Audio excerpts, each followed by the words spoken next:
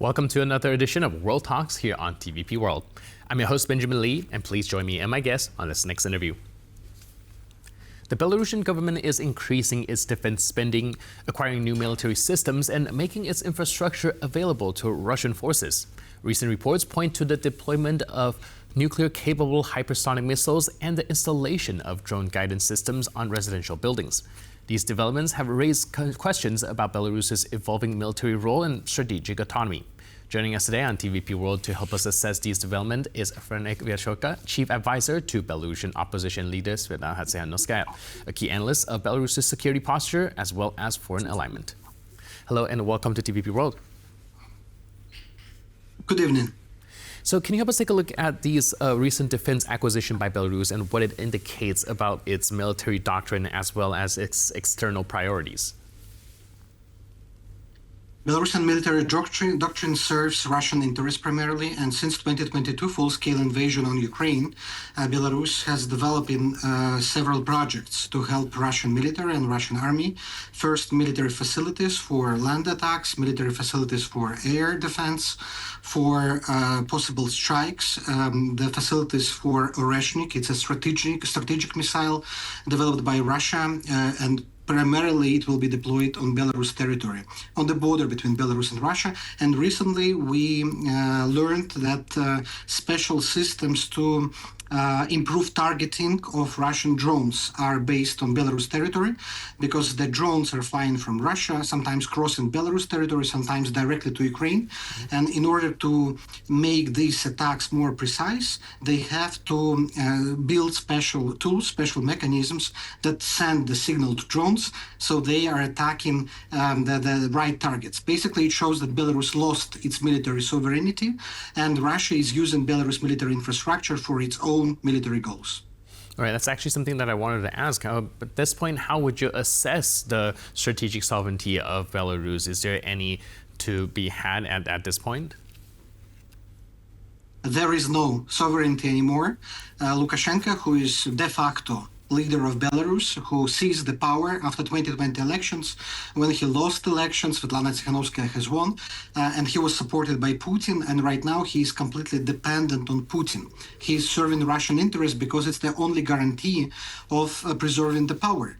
And right now he is just fulfilling all the orders that are coming from Moscow. And if Moscow orders to deploy nukes, to deploy some facilities, he just implements this without making any doubts about it. And how much do we know about these hypersonic missiles? Is that going to kind of change and upend the regional strategic planning? If we speak about Oreshniks in particular, this is something we know for sure that they're going to deploy it. So it was not used in practical real war yet, only in the ballistic tests. So it can harm half of the Europe. It creates danger for Lithuania, for Poland, Baltic states, even for Germany, if they will be deployed on Belarus territory. And official propaganda already claimed they are deployed on Belarus territory. So a lot of these things, military innovations of Russia, they are used primarily to threaten the West, to blackmail the West, Poland, Lithuania, Latvia, and Ukraine, of course, our neighbors. But how they are in practical battles, we don't know yet. Right, like you mentioned, a lot of these weapons and equipment actually haven't been used before, but at the same time, it's also important that the countries that is within the range that it threatens not to kind of just put it to the wayside. How do you think the countries, well, around Belarus should be reacting, given that, yeah, probably part of it is propaganda, but the threat is also something that cannot be neglected as well? It's a good question. I think, first of all, to increase and strengthen defense capabilities. This is what Poland, Lithuania, all NATO countries are doing, first of all. Second, to help Ukraine. As weaker Putin is, weaker Lukashenko is. And the best response will be to give Ukraine everything it needs to stop Russian advance, military advance, as it is. And of course, the third, it's impose sanctions on the military complex, all possible economic sanctions that weakens Lukashenko's regime. So basically, the response must be non-symmetric. But it must be harmful. So the regime in Minsk and the regime in Moscow know that these actions are not acceptable. Right. Now, it brings us to about a week back. There was this hostage exchange for lifting sanctions. And back then, I think the Washington administration is hoping to peel off some of Putin's control over Lukashenko, hoping that giving him a door, a lifeline to kind of work with the United States might decrease Russia's influence. Do you think that this deployment also showcases that might be a little bit too optimistic in its thinking? I don't think the US can change Lukashenko's policy. Lukashenko is completely dependent on Putin. It's impossible to split these two dictators. They're so interdependent. I think the main goal of American administration in releasing political prisoners of Belarus is humanitarian, because it's about people's lives. Americans see the possibility to use existing sanctions in order to get people out of prisons, and they're doing that. But I don't believe it will go further. It will go to the change of policy towards Lukashenko, and I hope that European sanctions will remain in place. Because, as we say, American sanctions imposed for human rights violations primarily, they are to save people. European sanctions are to save country, and it's impossible to think now about lifting sanctions from Belarus because it will open the loophole for Russia. The best way is to keep the sanctions strong, European sanctions, as long as possible. So can you help us understand also to what extent does Belarus exercise over these deployed tools and weapons? And are these decisions primarily dictated by Moscow at this point? Absolutely, absolutely. Everything about missiles, about military facilities, about air defense systems, it's controlled by Moscow. Myself, I was in the compulsory military service in Belarus in air defense. And I was a private, just a regular level, and we were reporting not only to the Belarusian headquarters, but also to Russian. So these military systems, they are integrated at maximum level. So everything what Russia wants, any order which comes from Moscow to Belarusian military, they are implementing, they are fulfilling this order. All right. Do you think the West has been acting accordingly to this kind of structure? Because we do see that sometimes there's still a distinction between Russia and Belarus. But if, like what you're saying, on the top level, it is so interconnected, isn't it more beneficial from a defense perspective to start viewing it as one entity?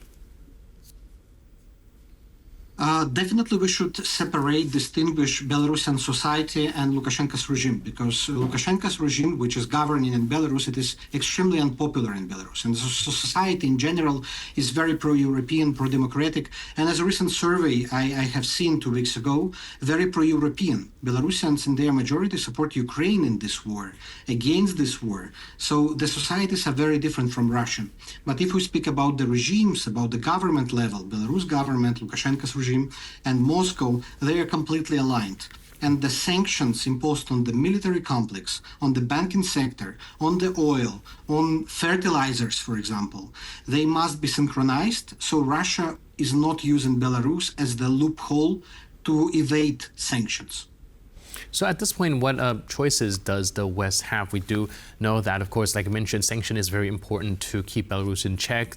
Helping Ukraine kind of achieve its maximum goal is also going to be very helpful. But for remaining international actors seeking to, be it influence Belarus's security trajectory or its diplomatic outlook, do you think there's still any form of dialogue that could be had? I don't see any sense in having dialogue, at least on a high level, with Lukashenko, because he will not be implementing any agreements. He will be serving Russian orders coming from Moscow. So having dialogue, sending ambassadors, recognizing Lukashenko as president doesn't have any sense. The best way is to put pressure, to maximize pressure. Right now, Lukashenko is in a weak position because sanctions are efficient. They do work. Belarusian economy is stagnating. This is why he is releasing political prisoners, because he is vulnerable right now. And this is exactly the moment not to soften pressure, but to increase pressure. And primarily Poland and Lithuania are the biggest player, are the biggest influencers on Belarus policy. They must keep their position firm. Right. I'm also curious about the other part outside of just hypersonic missile. We're also seeing Belarus playing an enabling role to support Russia's drone operation, especially in relation to the reported use of civilian infrastructure. Can you break that down a little bit for us as well? So still, it's we have very little information about that. We heard the statements of President Zelensky. We got some intelligence. We know some facts that some of these facilities to help drone navigation, they were placed on the residential area, on the residential buildings in Belarus, which put Belarusians, regular Belarusians, in danger.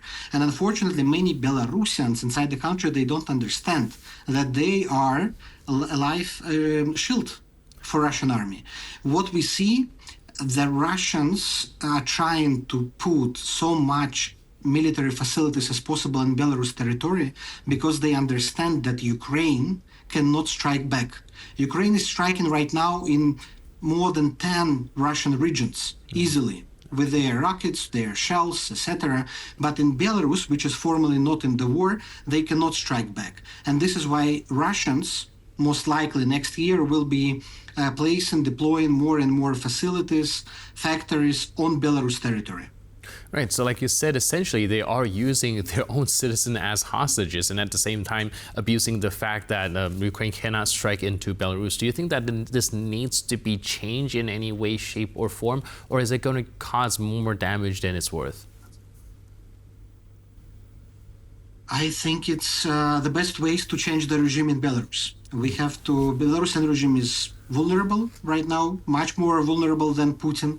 And I think we will stop, these practices, inhumane practices, only when we dismantle the regime. So that's why we do think that pressure on the regime, isolation of the regime, supporting the society, the democratic movement, opposition, which fights against the regime, will be the best response. And of course, to highlight this of using humans, of using facilities, bring this topic to the United Nations, to the UN Security Council. It can help to evoke more pressure on Lukashenko's regime. Right, so coming back to that, it does seem like helping support the opposition, trying to get rid of the Lukashenko regime is something that is going to be the most productive. Is there anything that the international community can do to facilitate that happen? I think first point, supporting Ukraine.